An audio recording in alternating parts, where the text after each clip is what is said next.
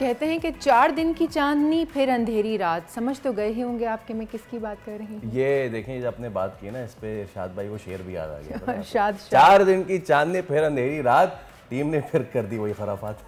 मतलब कि Pakistan T20 series जो है वो ऑस्ट्रेलिया से हार चुका है। लेकिन वो लोग जो तनकीद कर रहे हैं इस पे, बशमूल आप बहुत तनकीद कर लो, बहुत तनकीद करती हैं। अब बंदा अभी अभी आपको वनडे सीरीज जीत के दी हमने, मतलब और क्या चाहिए आपको टीम से। अब T20 भी जीत, मतलब इतनी खुशी देखे ना आप, कितनी खुश हो गई थी, इतनी खुशी की कॉफी गिर रही थी।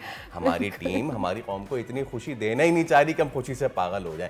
अभी हम वनडे सीरीज जीत के पागल हो गए थे, तो टीम ने हमारी कौम को नॉर्मल किया, नॉर्मलाइज दोबारा से उसी माहौल को ठंडा करने के लिए जो है कहा कि एक तो हारेंगे हम दोबारा से उसी डगर पे आ जाएं। हम T20 में जो है वो टेस्ट मैच खेलना शुरू कर दें, बॉलर्स हमारे फिर कुछ अच्छा तो बेहतर कर दें, लेकिन फिर बैट्समैन उनकी मेहनत पे पानी फेर दें। वेलकम बैक टू पुराना पाकिस्तान क्रिकेट टीम। ऑस्ट्रेलिया ने दूसरे T20 मैच में पाकिस्तान को दी थी शिकस्त और पाकिस्तान को यह मैच जीतना चाहिए था। लोग ये कह रहे थे कि हम पहला T20 हारने के बाद वनडे की तरह कम बैक करेंगे, लेकिन वो कम बैक होते होते वो कम बैक सिर्फ उस्मान और इरफान करना चाह रहे थे और बाकी टीम जो है वो कुछ करना नहीं चाह रही थी। अब आज जनाब अली होबार्ट में मैच है और इसके राउंड बहुत सारी दीगर खबरें भी हैं स्पोर्ट्स की। अब जेसन गिलेस्पी जो हैं वो उनको हटाया जा रहा है या फिर आकिब जावेद को लाया जा रहा है, मतलब बहुत कुछ हो रहा है। मतलब जैसे सियासी उतार चढ़ाव होता रहता है वो यहाँ पे उससे ज़्यादा है, उससे ज़्यादा है, उससे भी ज़्यादा, एब्सोल्युटली। तो क्रिकेट एक्सपर्ट लीना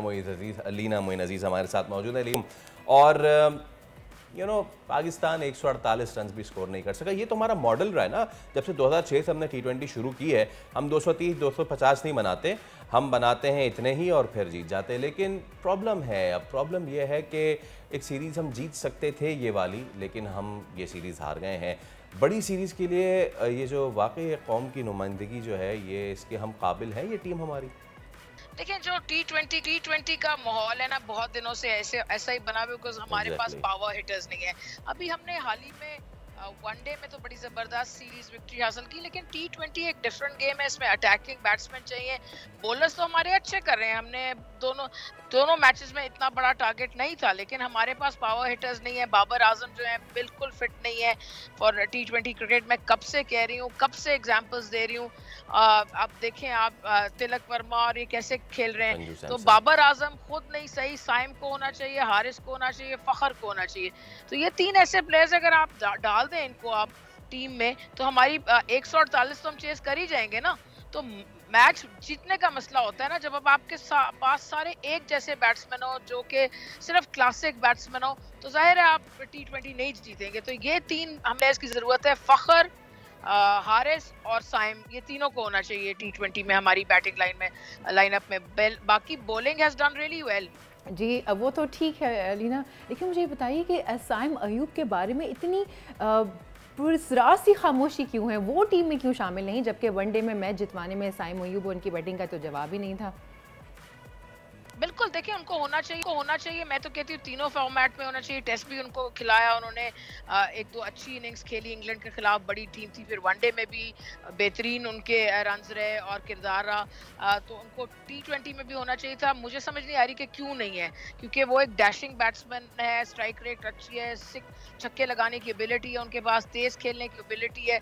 तो बाबर आजम पे क्यों इंसिस्ट किया जा रहा है, मुझे समझ नहीं आ रही। बाबर आजम ही वो एक हिस्सा है जिससे फिर वो सारा जो मसला है वो नोज डाइव करता है और पाकिस्तान मैच नहीं जीत सकता। तो वहां से बड़ी तब्दीली, बड़ा फैसला करने की जरूरत है।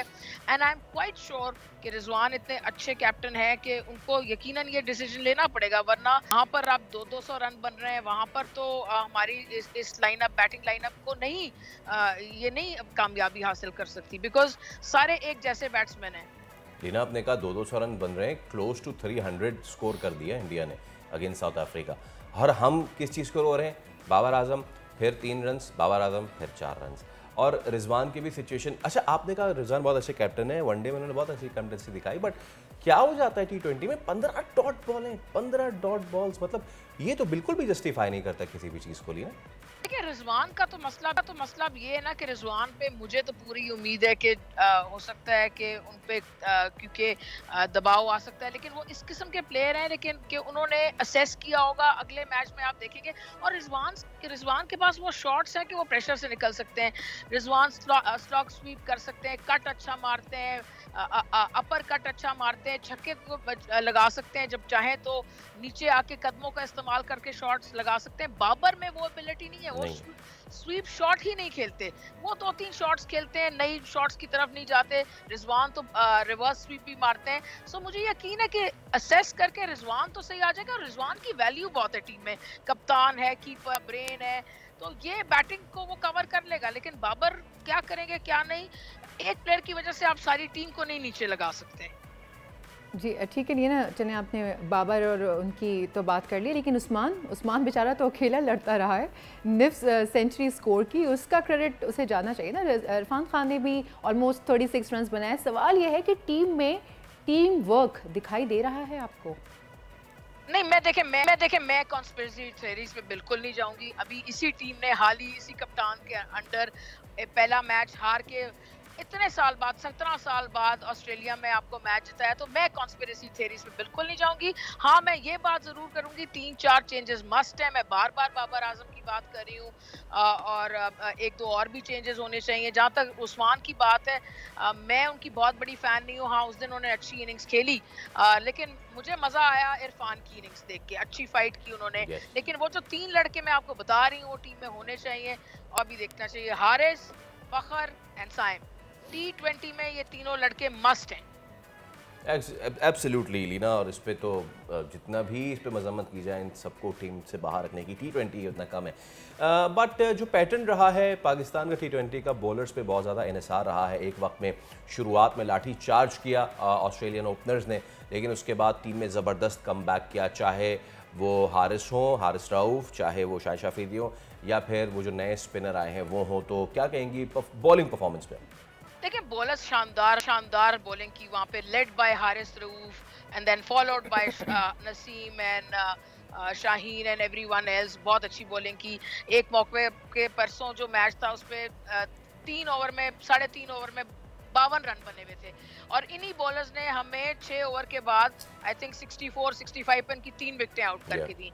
तो बॉलर्स ने सारी सीरीज में शानदार कामयाबी हासिल की और टीम को ऐसी पोजीशंस में लाके खड़ा किया जहां से टीम मैच जीत सकती है और वनडे सीरीज जीती भी। पर अगर T20 में बैट्समैन नहीं है, एम्यूनिशन नहीं है, आपके पास अटैकिंग प्लेयर्स नहीं है, तो आप नहीं जीत सकते। बैट्समैन, बॉलर्स भी इसमें कोई वो नहीं है। कैचेस की भी मैं कहूंगी इतनी बड़ी वो नहीं है जितनी रिजवान कह रहे थे। मेरे ख्याल में मेन गलती बैट्समैन नहीं है। टीम सिलेक्शन में 3 से 4 चेंजेस होनी चाहिए और 3 से 4 चेंजेस बड़े चेंजेस होते हैं। Thank you so much Leena. और आज जी तीसरा T20 है, होपफुली पाकिस्तान ये जीत जाएगा, होपफुली हम उम्मीद कर सकते हैं। तो अपनी आवाज़ इतनी ऊपर नीचे हो रही है। वो देखें ना, मैं बहुत फैन हूँ पाकिस्तान क्रिकेट टीम का, और अब जो पाकिस्तान क्रिकेट टीम का फैन है उसने 2 नारे अपने लिख लिए हैं। वो 2 नारे हैं कि जीत गए तो अल्लाह शुक्र, हार गए तो अल्लाह सब्र। सब्सक्राइब करें और बेल दबाएं ताकि कोई खबर रह न जाए।